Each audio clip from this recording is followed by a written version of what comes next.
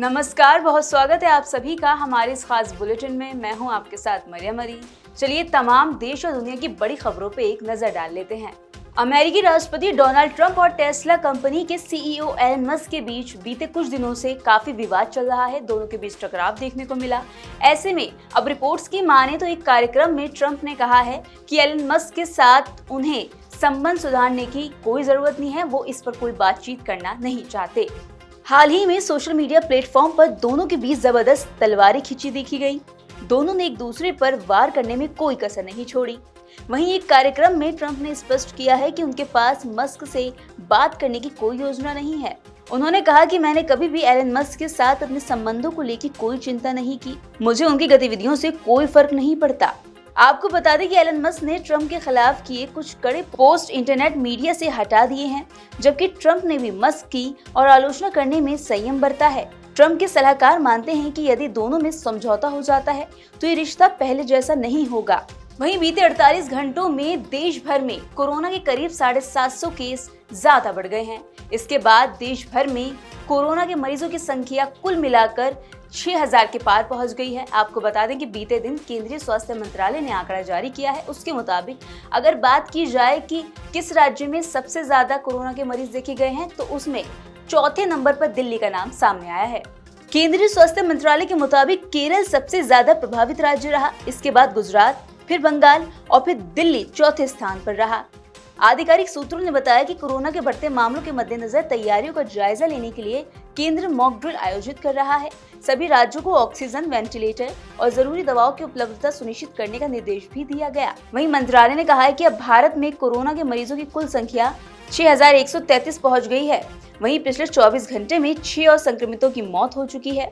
सूत्रों की माने तो अधिकतर मरीजों में हल्के लक्षण थे और वो घर पर ही उपचार के बाद ठीक हो गए।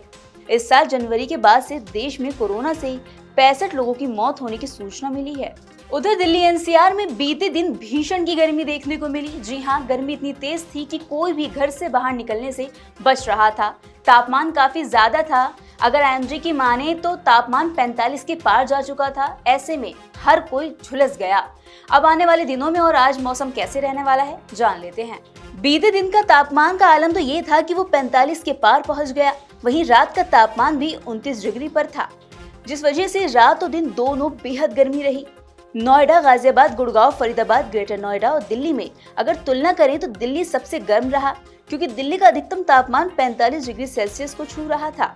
वहीं दूसरे नंबर पर सबसे गर्म ग्रेटर नोएडा और फिर नोएडा रहा, क्योंकि यहाँ का अधिकतम तापमान 42 डिग्री दर्ज किया गया। इस प्रचंड गर्मी की वजह से लोग काफी परेशान हो रहे हैं। गर्मी के साथ ही उमस का भी डबल अटैक दिल्ली एनसीआर के लोगों को मिल रहा है। यही नहीं, दिल्ली एनसीआर में अगले 3 दिन बेहद गर्म रहने वाले हैं। भारत मौसम विज्ञान विभाग की माने तो अगले 3 दिनों दिल्ली एनसीआर में गर्मी का येलो अलर्ट जारी कर दिया गया, यानी लोगों को सावधानी बरतने के लिए कहा गया है। येलो अलर्ट बेहद गर्म दिन और उमस का है। 9 जून यानी आज से लेकर 11 जून तक बेहद गर्म दिन रहने वाले हैं।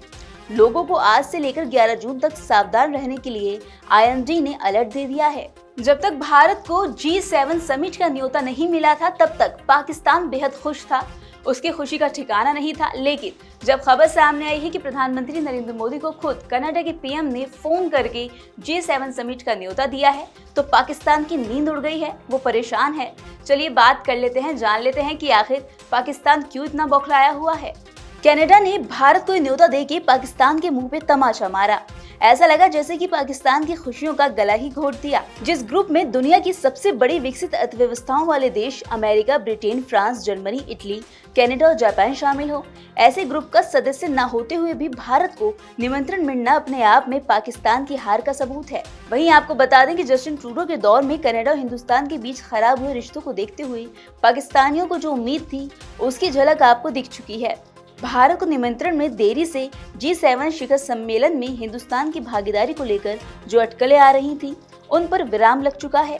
ऐसा पहली बार भी नहीं है, क्योंकि प्रधानमंत्री मोदी जी 7 समूह के पिछले शिखर सम्मेलनों में शिरकत कर चुके हैं। उधर बिहार विधानसभा चुनाव से पहले कांग्रेस और चुनाव आयोग के बीच तनाव बढ़ गया है, क्योंकि कांग्रेस चुनाव आयोग से सवाल कर रही है। उनका कहना है कि महाराष्ट्र में जो लोकसभा चुनाव हुए थे 2024 में और फिर जो विधानसभा चुनाव हुए थे, दोनों में जो मतदाताओं की संख्या है वो बढ़ गई थी। इसी पर कांग्रेस ने चुनाव आयोग से सवाल किए हैं। मतदाताओं की संख्या बढ़ने और मतदान की वीडियोग्राफी नहीं देने पर सवाल खड़े कर रही है कांग्रेस। वहीं चुनाव आयोग भी इस पर पलटवार हो रहा है। आयोग का कहना है कि राहुल गांधी व्यक्तिगत रूप से आयोग को पत्र लिखकर जवाब क्यों नहीं मांग लेते। दरअसल राहुल गांधी के महाराष्ट्र चुनाव को लेकर चुनाव आयोग पर निशाना साधने वाले आलेख पर कांग्रेस, भाजपा और चुनाव आयोग के बीच आरोप प्रत्यारोप का दौर जारी है। इस मुद्दे को आगे बढ़ाते हुए कांग्रेस मीडिया और पब्लिसिटी विभाग के अध्यक्ष पवन खेड़ा ने कहा कि नेता विपक्ष राहुल गांधी के नाम से लेख प्रकाशित हुआ है, लेकिन जो जवाब आए उस बारे में हमें नहीं पता कि वो पत्र चुनाव आयोग ने लिखा है या नहीं, क्योंकि उस पत्र पर नाम और हस्ताक्षर नहीं थे। जो संस्था अपने पत्र पर खुद के हस्ताक्षर नहीं कर सकती, हम उसकी प्रामाणिकता पर कैसे भरोसा कर सकते हैं। सूत्रों की माने तो चुनाव आयोग ने 8 राज्यों की विधानसभा चुनाव के दौरान मतदाताओं की संख्या बढ़ती के तुलनात्मक आंकड़े जारी किए थे। इनमें वो राज्य शामिल हैं जहां 2016 से 2024 के बीच विधानसभा चुनाव हुए। इनमें झारखंड, तेलंगाना और पश्चिम बंगाल में विपक्ष की जीत हुई और इन तीनों राज्यों में एक विधानसभा चुनाव से अगले विधानसभा चुनाव के दौरान मतदाताओं की संख्या महाराष्ट्र के मुकाबले ज्यादा बढ़ गई थी। तो ये थी वो सभी जरूरी जानकारी जो हमने आपको दी। हम आपको इन खबरों का अपडेट भी लगातार देते रहेंगे। बस उसके लिए आपको जुड़े रहना होगा नवोदय टाइम्स पंजाब केसरी के साथ।